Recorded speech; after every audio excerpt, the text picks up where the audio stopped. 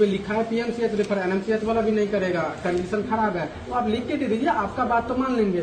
उस पे उन्होंने क्या किया कि बोला कि हम तुम्हारा का नौकर नहीं है, मार रहा था, कर रहा था मोबाइल दे लास्ट वीक फाइनली। नमस्कार, आप देख रहे हैं सिटी पोस्ट लाइव। मैं हूं श्रीकांत प्रत्युष। पीएमसीएच से खबर है। जी हां, पीएमसीएच में स्वास्थ्य मंत्री मंगल पांडे ने डॉक्टरों की बहाली की है या गुंडों की? ये सवाल इसलिए उठ रहा है कि पीएमसीएच के डॉक्टर मारपीट ज़्यादा करते हैं, इलाज कम। 30 जूनियर डॉक्टरों पर केस दर्ज हुआ है और आरोप है कि नशे में जूनियर डॉक्टरों ने मरीज और उसके परिजन के साथ मारपीट की, लूटपाट तक भी की। तो अब मामला दर्ज हो गया है और अब पुलिस मामले की जांच कर रही है। ये घटना हिला देने वाली है। नशे में चूर इन डॉक्टरों ने एक मरीज के परिजन के साथ मारपीट की और उनके मोबाइल, ट्रॉली बैग तक छीन लिया। इनके खिलाफ पटना के पिरबहोर थाने में केस दर्ज हो गया है। मधुबनी के रहने वाले राहुल कुमार मिश्रा ट्रेन से सफ़र कर रहे थे। इसी दौरान अथमल गोला के पास 2 मार्च को उनके साथ मारपीट की घटना हुई थी। इस घटना में राहुल और उनके भाई सोनू घायल हो गए थे। इलाज कराने जब पीएमसीएच पहुंचे तो इनके साथ डॉक्टरों ने कांड कर दिया।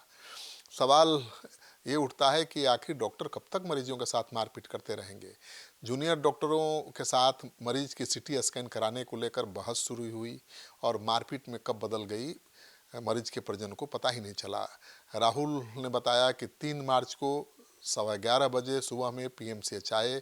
सर्जरी डिपार्टमेंट के डॉक्टर के द्वारा सीटी स्कैन बाहर से करने के लिए कहा गया। उन्होंने डॉक्टर से कहा कि पुर्जा पर लिख कर दे दीजिए, यहाँ नहीं होगा तो बाहर से करा लूँगा।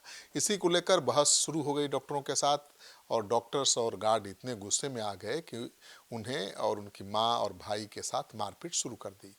गालियाँ देने लगे। जैसे तैसे वो वहाँ से जान बचाकर भागे, लेकिन भागते समय घेर लिया डॉक्टरों ने। खबर आ रही है कि मरीन ड्राइव की ओर भाग रहे थे और रास्ते में ही पीएमसीएच के कैंपस में तीनों भाइयों को गार्ड और 25 जूनियर डॉक्टरों ने घेर लिया और बुरी तरह से उनकी पिटाई की। परिजनों को खूब पीटा और उनके सामान भी छीन लिए, मोबाइल छीन लिया। और राहुल मिश्रा का कहना है कि पुलिस को जो उन्होंने बताया है कि सभी डॉक्टर्स नशे में थे। मारपीट करने के साथ ट्रॉली बैग, मोबाइल सब कुछ छीन लिया। ट्रॉली बैग में कपड़े के अलावा बेशकीमती सामान भी थे।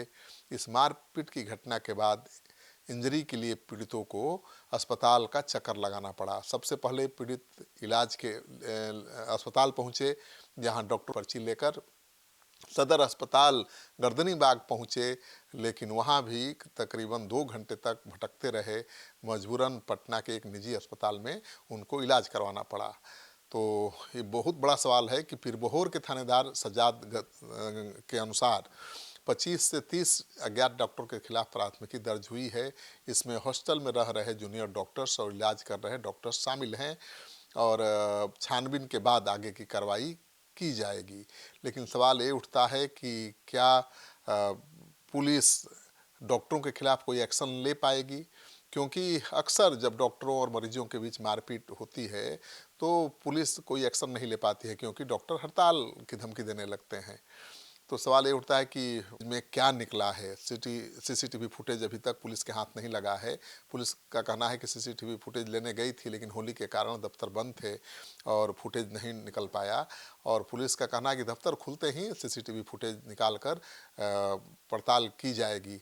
तो सवाल फिर से, सबसे बड़ा सवाल सबके जहन में यही है उठता है कि क्या इन गुंडा डॉक्टरों के खिलाफ पुलिस कार्रवाई कर पाएगी?